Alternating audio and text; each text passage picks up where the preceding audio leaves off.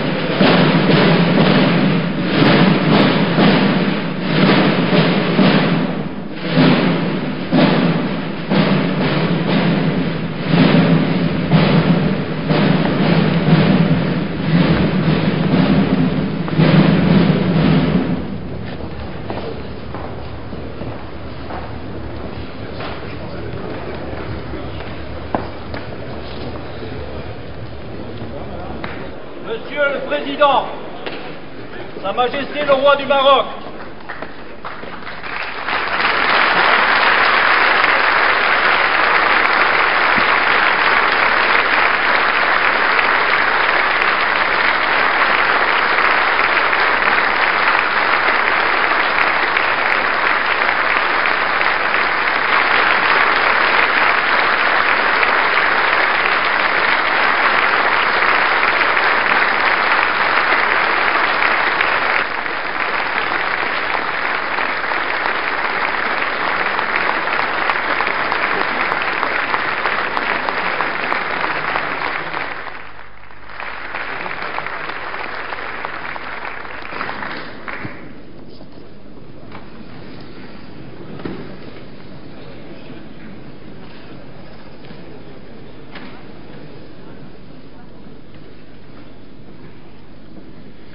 en recevant le roi du Maroc à l'occasion de sa visite d'État, notre Assemblée se réjouit d'accueillir le souverain d'un pays dont l'amitié pour la France ne s'est jamais démentie, malgré les inévitables vicissitudes d'un long destin commun, d'un pays aussi jeune et entreprenant qu'il est chargé d'histoire, d'un pays tout entier tendu vers la paix, le progrès et la modernité. Mais comment dire ne pas évoquer en ces instants la haute figure de votre père, restaurateur de l'indépendance du Maroc? Comment ne pas penser avec émotion à ce grand roi qui aimait la France, qui n'avait jamais douté de son relèvement et qui n'imaginait pas que nos deux pays puissent se passer l'un de l'autre? Comment ne pas nous souvenir de ce sultan qui, dès le 3 septembre 1939, avait invité les Marocains à combattre à nos côtés, qui, tout au long de la Deuxième Guerre mondiale, se refusa à tout contact avec les autorités ennemies, de ce compagnon de la libération, dont il fut si naturel et légitime qu'il assista le 18 juin 1945, aux côtés du général de Gaulle, honneur insigne, au défilé célébrant la victoire. Et comment, dès lors, ne pas dire à nouveau 51 ans après, dans cet hémicycle et devant vous, notre respect, notre reconnaissance pour ces magnifiques soldats marocains qui s'illustrèrent dans les Flandres, à Cassino, sur le Garigliano, en France, sans jamais ménager leur peine ni reculer devant les sacrifices, pour nous aider à reconquérir notre liberté.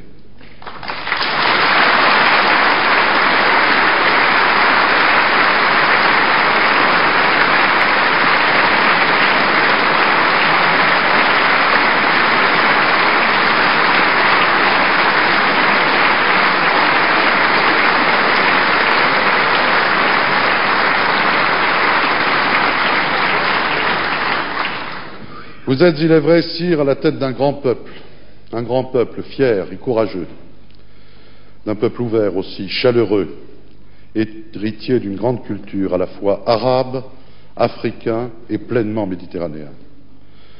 Dans une comparaison imagée qui vous fut souvent empruntée, vous avez dit un jour que le Maroc ressemblait à un arbre dont les racines nourricières plongent profondément dans la terre d'Afrique et qui respire, grâce à son feuillage, bruissant au vent de l'Europe. On ne saurait oublier en effet que la province romaine de Mauritanie-Tingitane a été créée à peu près au même moment que les provinces romaines des Gaules, ou encore que deux brillantes dynasties, celle des Almoravides puis celle des Almohades, régnèrent de part et d'autre du détroit de Gibraltar, liant étroitement l'Europe du Sud et l'Afrique du Nord, rayonnant depuis Cordoue à qui nous devons une bonne part de l'humanisme moderne et de ce qu'on appellerait bientôt les Lumières. Voilà qui faisait déjà du Maroc un véritable trait d'union, vocation à laquelle il n'a jamais renoncé et qu'il entend plus que jamais assumer. Voilà aussi qui aura contribué à inspirer au Maroc cette conception d'un islam serein et tolérant, ouvert aux progrès techniques et scientifiques, comme en porte témoignage parmi tant d'autres réalisations la grande mosquée de Casablanca. Cette conception est aujourd'hui servie, sire, par l'influence considérable qui est la vôtre dans l'ensemble du monde islamique. Ce n'est pas par hasard que vous présidez l'organisation de la conférence islamique et le comité Al-Quds. Le sens de l'histoire et de la mémoire qui est votre marque, la volonté de modernité que vous savez allier au respect des traditions qui font l'âme d'un peuple, donnent à vos initiatives et à vos propos une autorité singulière. C'est dire que tout ce qui touche à votre démarche est important non seulement pour votre pays, mais aussi pour l'ensemble des riverains de la Méditerranée. Voilà d'ailleurs qui ne manque pas d'inspirer aux quelques 700 000 Marocains qui vivent en France une attitude souvent citée en exemple et fort bénéfique. Ces Marocains de France nous apportent le témoignage des progrès que ne cesse d'accomplir le Maroc dans le domaine économique, au prix d'efforts méritoires. Le développement est en effet l'une de vos priorités, en même temps que la construction d'un État de droit. Vous avez inspiré un courageux plan d'adaptation riche de promesses sur le plan économique, y compris pour nos relations bilatérales. Vous avez encouragé par ailleurs une politique allant dans le sens de la promotion des libertés publiques. Liberté de la presse, liberté d'association et de réunion, multipartisme peuvent ainsi être vérifiés par tous vos visiteurs. La Constitution adoptée par référendum en septembre 1992 renforce les pouvoirs de votre Parlement avec lequel nous nous félicitons d'être unis par les liens les plus étroits, tandis qu'un Conseil constitutionnel règle désormais les rapports entre pouvoirs publics. La création d'une deuxième chambre, à la faveur de la nouvelle consultation que vous avez annoncée lors de la récente fête du trône, devrait mettre un terme définitif aux discussions relatives au mode de recrutement de la Chambre des députés. La France, vous le savez, conformément aux attentes de sa propre opinion publique, continuera d'applaudir à de telles initiatives. Il n'est guère étonnant qu'adhérant à de mêmes prémices, nos deux pays parviennent à s'entendre sur les dossiers les plus délicats. Et c'est bien pourquoi le président de la République n'a pas hésité, lors de sa visite officielle au Maroc en juillet 1995, à parler d'une relation placée sous le signe de l'exception. Nous apprécions à sa juste valeur l'action menée par le Maroc en faveur de la stabilité de la région et le rôle de médiateur qu'il joue depuis plusieurs décennies. Actions et rôles qui ont trouvé leur consécration dans les retentissants succès de la diplomatie marocaine de ces dernières années. conférence des accords du GATT à Marrakech, sommet économique de Casablanca, sommet de l'organisation de la conférence islamique. Nos deux pays sont également conscients de la nécessité de promouvoir un rapprochement de l'ensemble des peuples qui bordent notre mer commune. Le Maroc, qui a participé activement à la conférence de Barcelone, entend occuper une place à sa mesure dans ce nouvel espace qui devrait aboutir à l'horizon de l'an 2010 à la création d'une zone de libre-échange euro-méditerranéenne. L'accord d'association conclu le 10 novembre dernier avec le soutien empressé de la France est particulièrement prometteur à cet égard. Oui, le Maroc et la France ont bien vocation à œuvrer ensemble à l'avènement de cette zone de paix, de stabilité, de prospérité et de coopération. L'action résolue du Maroc en faveur du processus de paix au Proche-Orient, votre implication personnelle si courageuse, sont d'ailleurs une contribution majeure à ce grand et noble objectif. La relance de la construction du Maghreb au sein de l'Union du Maghreb arabe sera, à n'en pas douter, une autre de ces contributions, car le succès du partenariat euro-maghrébin passe aussi par un essor des relations politiques et commerciales entre les trois principaux États du Maghreb, que tout doit inciter à la bonne entente. Sire, à l'orée du XXIe siècle, en mesurant, vous et nous, le rôle que jouent nos nations, la France dans l'Europe comme le Maroc au Maghreb, en Afrique et dans l'ensemble du monde arabe, nous désignons ici nos responsabilités particulières. Elles sont immenses si nous voulons qu'une véritable communauté se renforce et s'affirme de part et d'autre de la Méditerranée. Nous devons donc plus que jamais resserrer nos liens.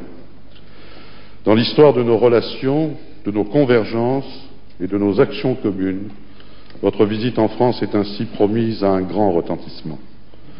Nous nous réjouissons que vous ayez choisi que votre passage à l'Assemblée nationale en soit un temps fort, car ce que vous avez à dire sera entendu au-delà de cet hémicycle et des frontières même de nos deux pays. Aurais-je assez dit, sire, combien vous êtes ici le bienvenu. Vous avez la parole.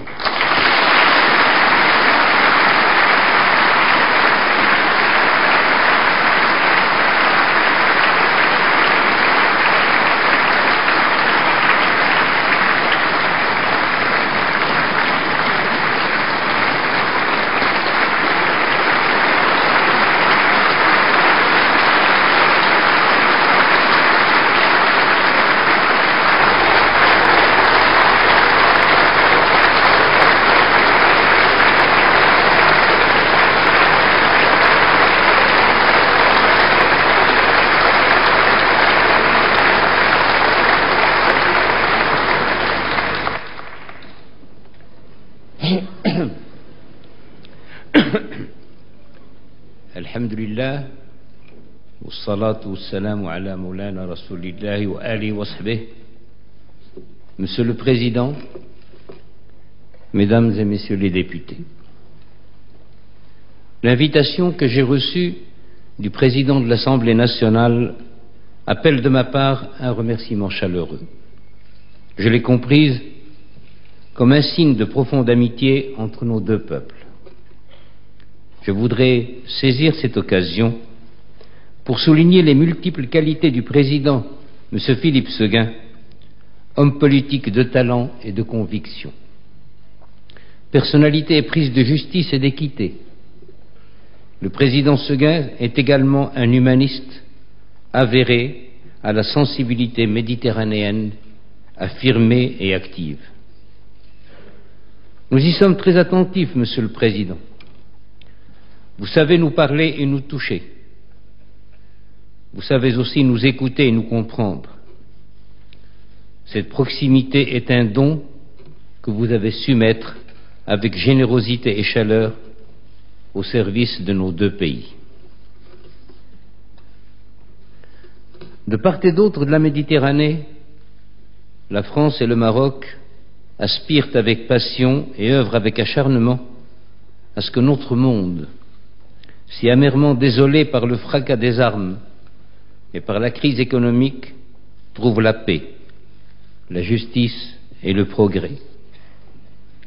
Et je me sens en ce lieu, en communion avec les représentants de la nation française, Et je crois qu'avec l'aide de Dieu, ensemble, nous réussirons. Mon propos pourrait s'arrêter là, tant la communauté d'esprit qu'il implique et la confiance réciproque qui le justifie sont évidentes. Et si je le prolonge pendant quelques instants, c'est parce que l'enceinte où je suis accueilli m'incite de façon quasi irrésistible à une réflexion. Récemment, votre auguste Assemblée a voté une révision constitutionnelle réformant le système des sessions et élargissant le champ du référendum. Du côté marocain, voici quelques années, en 92, la Constitution a été enrichie par la réaffirmation de l'attachement aux droits de l'homme tels qu'ils sont universellement reconnus, par la création d'un Conseil constitutionnel et par le renforcement des moyens de contrôle parlementaire sur le gouvernement. En ce moment même, se prépare une nouvelle révision tendant à créer une seconde chambre et à donner ainsi une nouvelle dimension à l'institution parlementaire. Elle accentuera encore notre décentralisation, notamment au plan régional. Ainsi, de part et d'autre, les constitutions et leur fonctionnement évoluent, non certes par plaisir du changement, mais parce que le temps passe, que la société change et que vivre, c'est s'adapter. Ne nous y trompons pas cependant. Il ne s'agit pas de nous copier les uns les autres. En matière de constitution, il n'existe pas de procédé industriel permettant de livrer des usines institutionnelles clés en main. La simple imitation serait stérile. Si l'on veut s'abandonner à la métaphore, mieux vaut voir chaque constitution comme un vêtement. Un vêtement se dessine et se coud en fonction des formes et des mesures de celui qui devra les porter. Bien plus, celui que l'on habille ne gardera pas immuablement la même silhouette. Les âges de la vie, l'état de santé, la condition physique appellent des corrections qui vont de la simple retouche à un changement d'habit. Peut-être un ironiste suggérerait-il qu'un vêtement est aussi une affaire de mode et qu'il ne faudrait pas faire subir aux institutions des mutations de pure fantaisie. N'y a-t-il pas quelque chose de cela dans l'appel si souvent entendu à la modernité ?